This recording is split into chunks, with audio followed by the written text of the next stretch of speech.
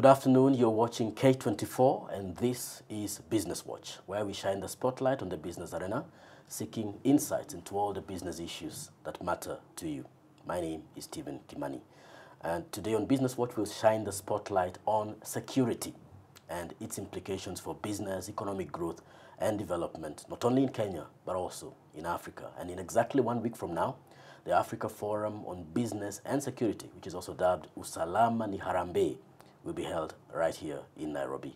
And among the sectors that the conference will shine the spotlight on is Africa's energy sector, as well as the continent's cyber infrastructure and the threats to it, and also the place of e-government on the continent. And those are but some of the numerous themes that the two-day conference will be focusing on. And joining me in studio to discuss that conference and especially shine the spotlight on matters security is Engineer James Kwanya Rege, the Member of Parliament for Karachuonyo and the Chairman of the Parliamentary Committee on Energy and Communications. Welcome to Business Watch. Thank you, Steve. Karibu. It's an honor. Good.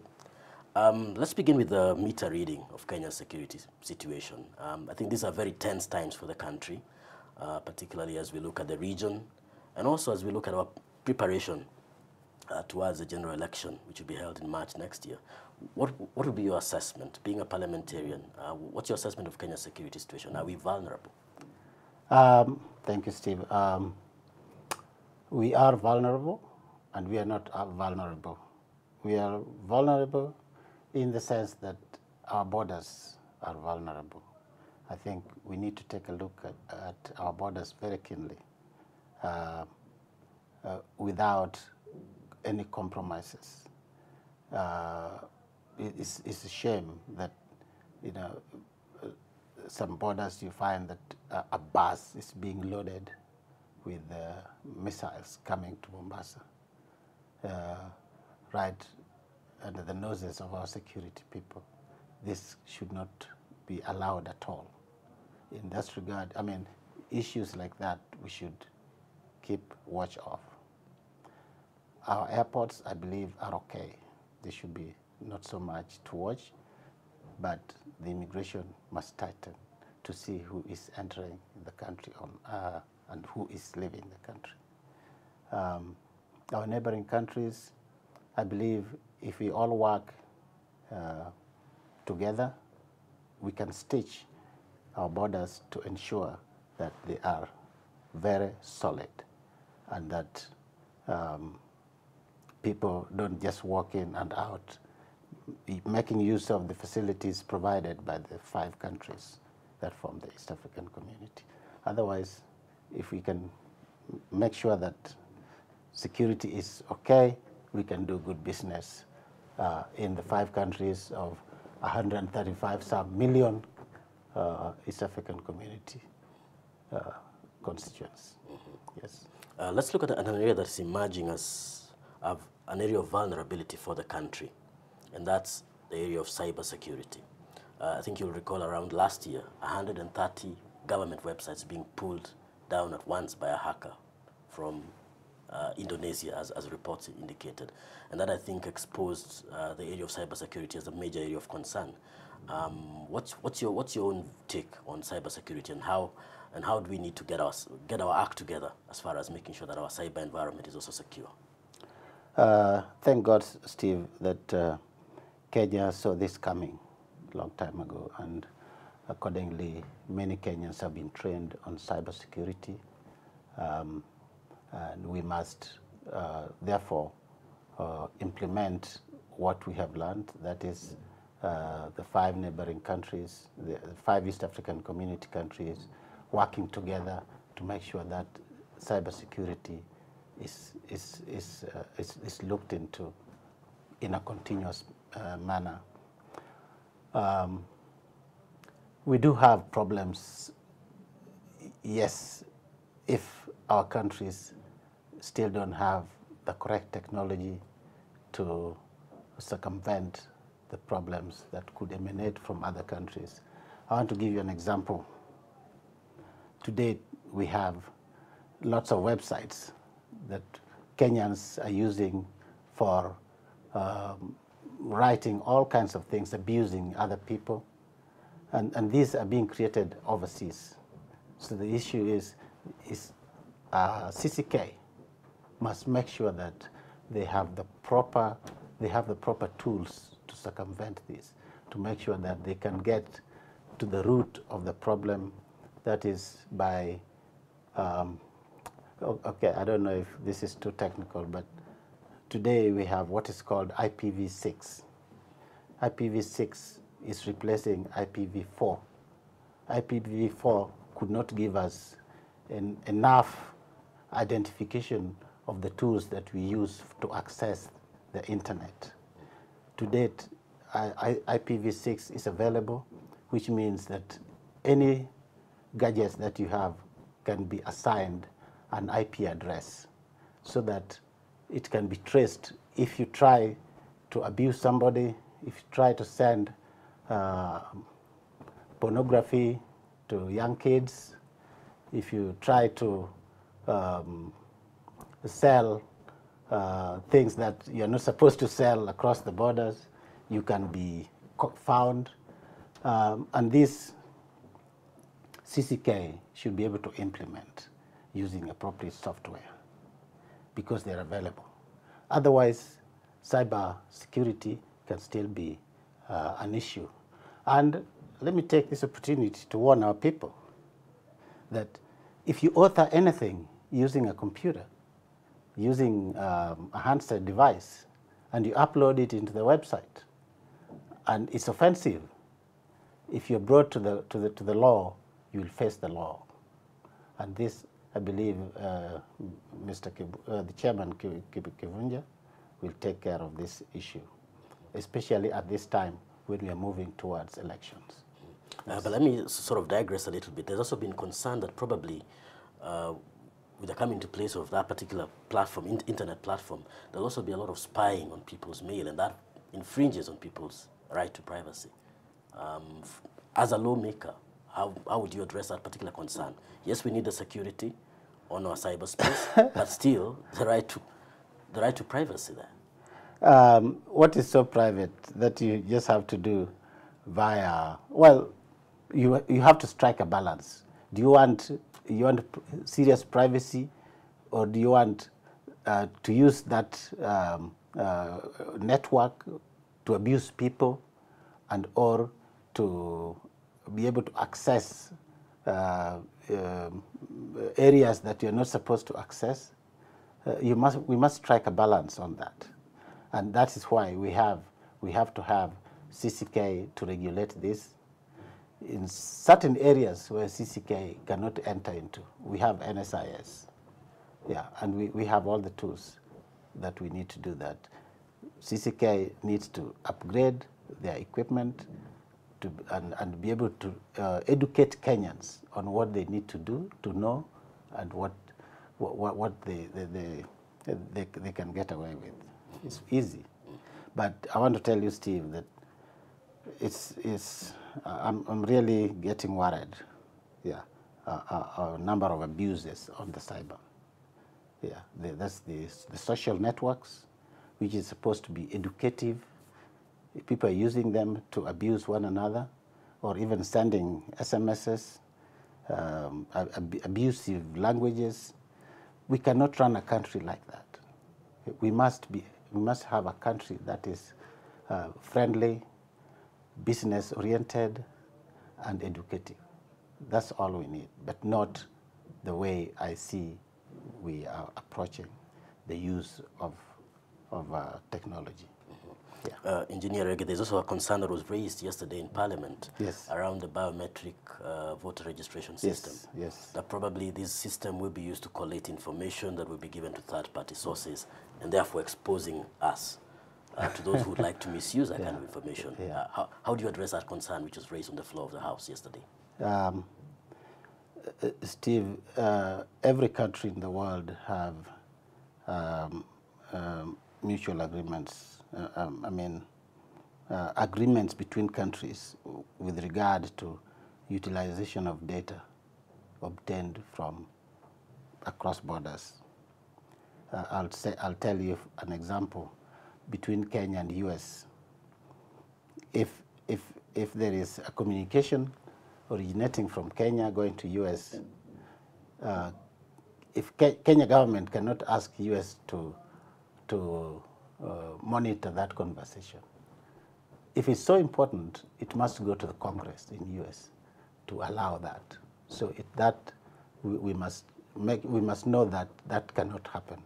So US cannot use our data for their own benefit, even if Kenya government wanted to. They can't do that, number one. Number two, biometric that we plan to use is solely for our use during the elections. Yeah. Yesterday in Parliament, Honorable Mao posed that question and actually cited a section in the Constitution where it says that that one must use electronic voting to achieve certain things. But that is not the case. Electronic voting that is cited in the Constitution is just a drop of that language. It's not been brought to Parliament. Electronic voting is still far. In fact, I'm working on the bill myself right now. But electronic registration is, yes, it's been passed in Parliament, and that's why we're using it. So electronic registration ensures that the person casting the vote is that person. Biometric means that your fingerprints and your eyesight, electronic scanning, gives you your name and your ID, and that's all, right? Of course, we could use this in our borders to circumvent entry of non-Kenyans and so on.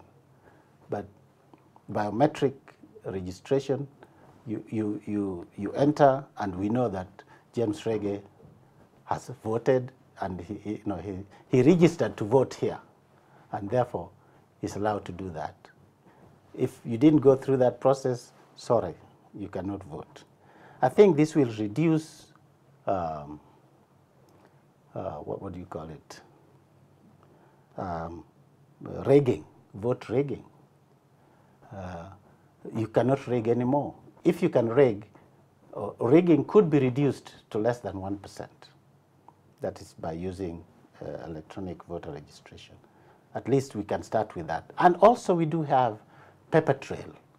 Should there be any problem, we can find out, just in case you want to say that in this station there were X number of voters when there were Y number of voters. We can go use paper trail to make sure that what you are talking about is not true. So the two go together. So really there shouldn't be any cause to There worry. should be no cause of alarm for this. In fact, if we were ready, Kenya should have done electronic voting as well, because we do have today the right tools, the right equipment, computers, so that you vote now and it is seen in California that James Rege has voted.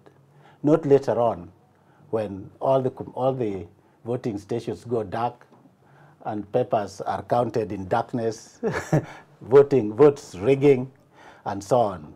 So if it's done electronically, you see it on the spot. Media people don't have to be in the station. They can wait in their homes and count the votes, who is winning.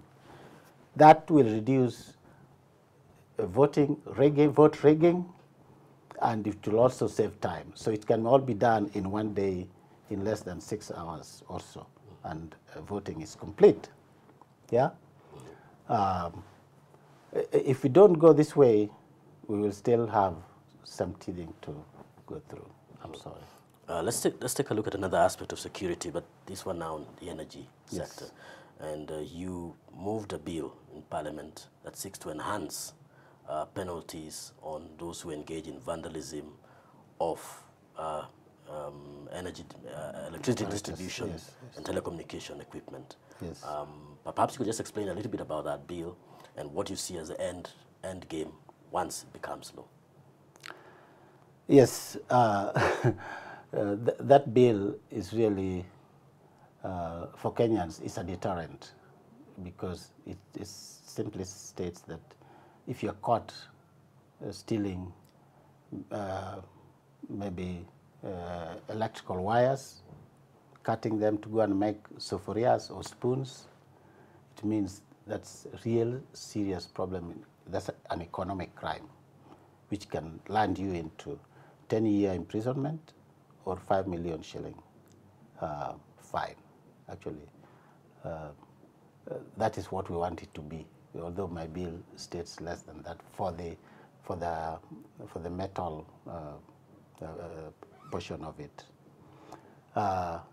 If we don't do that, our people will be stealing oil from the transformers, yeah, rendering industries without power for some time. This is really, as I said, economic problem. People stealing signs on the road, causing accidents because drivers can't see the signs. It's dangerous. Thieves stealing even from hospitals. And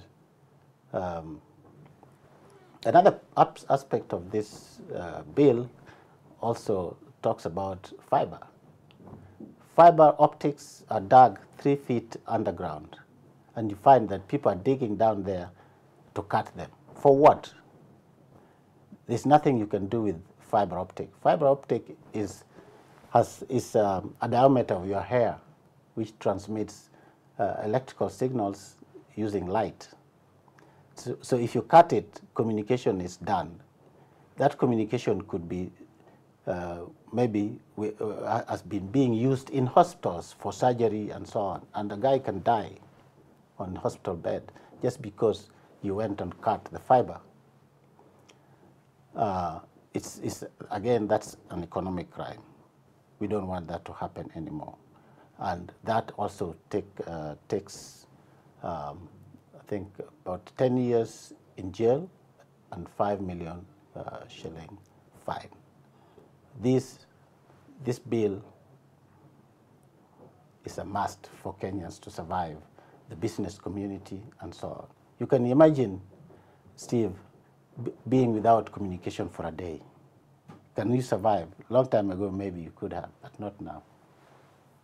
True. Yeah.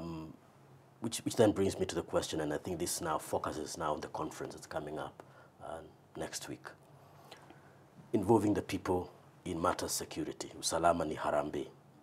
What are your expectations, and what do you hope the conference will bring out, especially in terms of involving every sector, not just the government, but every sector, the private sector, and of course the ordinary population in matters of security? Yeah, I think we need to take a look at our serious sectors like agriculture, tourism, infrastructure, manufacturing. All these areas will really form part of the real economic growth for all of us in the East African community. We have seen Kenya's GDP grow. If it was not for the problems in 2008, our GDP would be still climbing. But because of that problem, we saw a surge. So without infrastructure like ICT, which is the economic enabler, without